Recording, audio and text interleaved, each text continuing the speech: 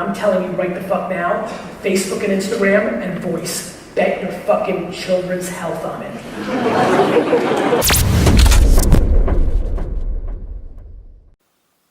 Guys, someone needs to just try and breakfast harder than me. Seriously. 120 grams of oats, 1 scoop of Swift hydrolyzed whey protein, half a Fiber One bar, 30 grams of Bee's Knees peanut butter, 2 of these Royal Arnott's biscuits, 75 grams of mixed berries, 2 servings of sugar-free maple syrup, and a black coffee. That's the first meal of the day, guys. We've got a big day ahead.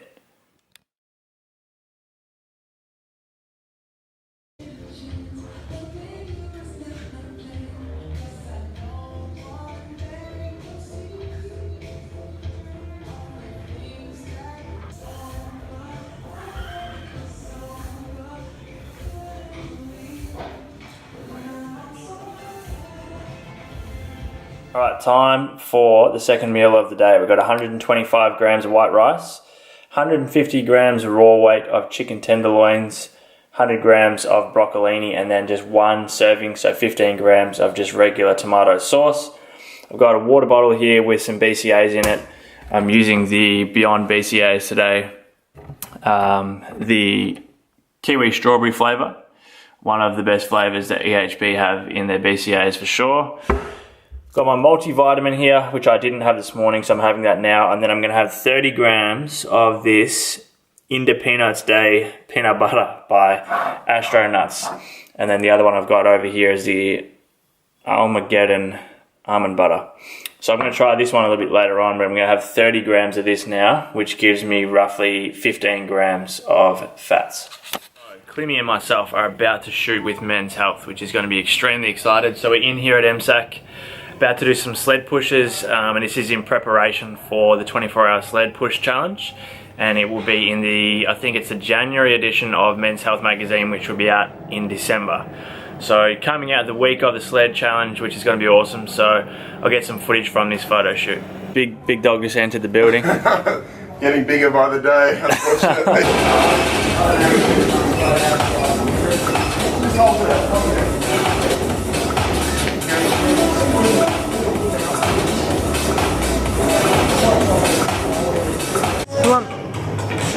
You want me? Oh, you just want to take them? I don't know, you better ask him.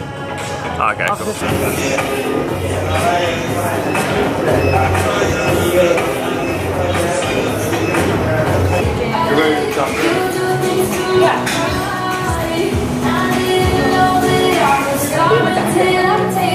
Oh yeah, maybe they want to...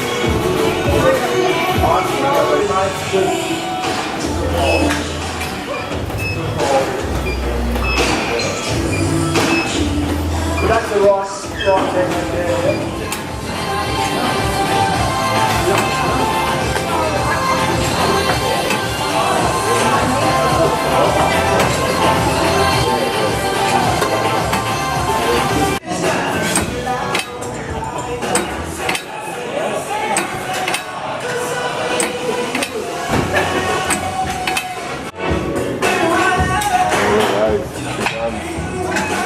It's coming well, isn't he?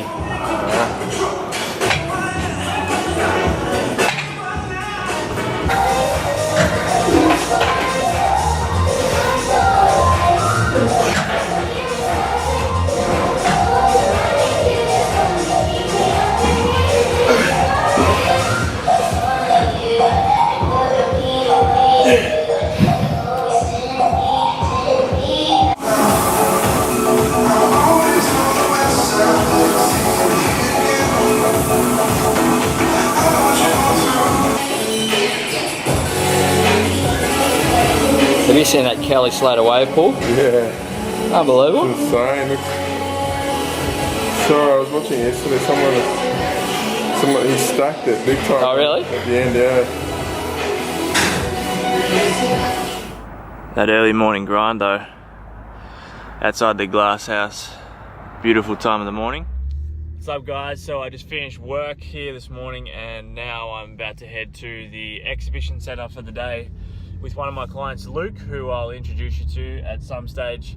But we have a business squared seminar, so it's going to be a good day and mainly because the man himself, GaryVee, is speaking at the event. So it's going to be pretty epic, full day, and then I've got clients and stuff again tonight, plus training obviously, so about to head there now, and it's a really good day in Melbourne. So guys, I just rocked up now to the exhibition centre. I'm about to head in, go and meet Luke, and then we're going to go and register, and then we'll see what the rundown is for the speakers today. We don't actually know what the order is of the speakers, which is a little bit annoying, because I've got to train and I've got a heap of clients today, which I'm going to have to cancel, but we'll see how we go. I'm really looking forward to today and hopefully get a lot out of it. So I'll get bits and pieces throughout the day and also introduce you to Luke, because he is a legend.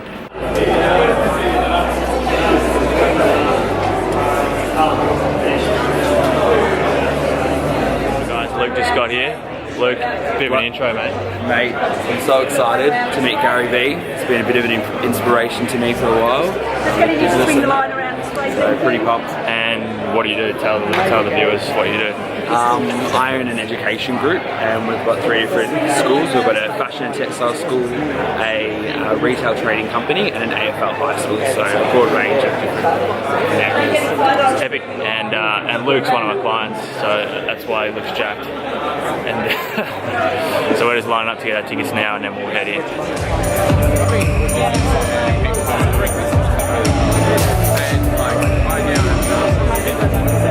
Every single billionaire I know has a notebook. In fact, everyone over 100 million I know. I've never seen a billionaire without a notebook. Even Warren Buffett. So, if you're not writing it down, that's probably why you're not earning your worth. Taking a quick email and coffee break. So there's been 2 speakers so far. Second guy that we listened to just then, was it JT Fox? Yeah, JT Fox. I'd never actually heard of him before, but he was a gun. He was probably one of the best salesmen I've ever listened to. Really motivational. He was selling a program, which ultimately what his whole kind of speech was about, but it was still really motivating. We were talking about it before. But yeah, so now we don't actually know who the speaker is that's up now, but we're going to take the next kind of half an hour, just do some emails and shit, and then we might go and grab a feed, and then come back in, and we're assuming that Gary's going to be like the last speaker of the day. But also, guys, I had to show you, got my new Athleticans. The white ones came in yesterday, so you can use the link in the description below to join up to the VIP waiting list, and then use my code to get 10% off if you're one of the lucky ones to get one of the 500 pairs. So anyway, just going to get this shit done now, and we'll check back in later on. We just come and grab some lunch. First time having sushi in fucking ages, and everything else is pretty shit. So sushi, Coke Zero, and this will probably have to hold me over until work and training later on, so getting about 100 grams of carbs here. Gary!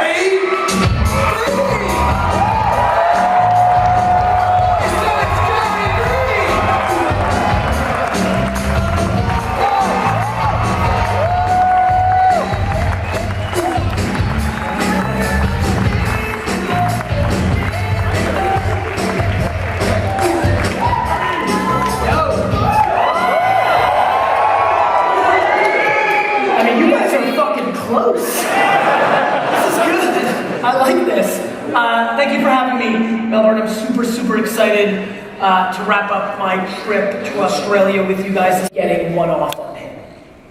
And I've been watching, and I realized, wow, this is a very common trait. Just an enormous angst and fear for somebody to get you. I, on the other hand, am more in the school of, I don't know if you saw the movie The Bronx Tale, where the kid doesn't pay him back $20 and the mobster's like, you got off easy. I, on the other hand, like when people rip me off. And I'm being serious. I think it speeds up the process of understanding what's happening here. And I never feel like somebody who does the wrong thing ever wins anything. They might have gained something in the short term, but there's absolutely no way that individual or organization wins in the long term. And so in general, all this spiel that I'm starting this talk with has to do with mindset. I've been spending a lot of time on mindset. I don't like mindset because it feels fluffy. It feels a little too motivational speaker, and I don't love it. But the truth is, it fucking matters. Because the reason it matters is because it's the way you basically approach everything. You know, one of the biggest reasons I think I've been able to build good companies is I put enormous stress on leaders, managers of mine, to understand that they're not capable, if they are not a human being, then today. For as shitty as something may be in your personal opinion on a macro level, this is better. You know, and it's really fascinating to me that we can allow ourselves through reading headlines or a couple of news articles or our Facebook stream to decide it's bad without context to the rest of time, right? It might be bad in your point of view, but it's better than the Black Plague, right? You may not like some of the leaders in the world, but remember Hitler? Like,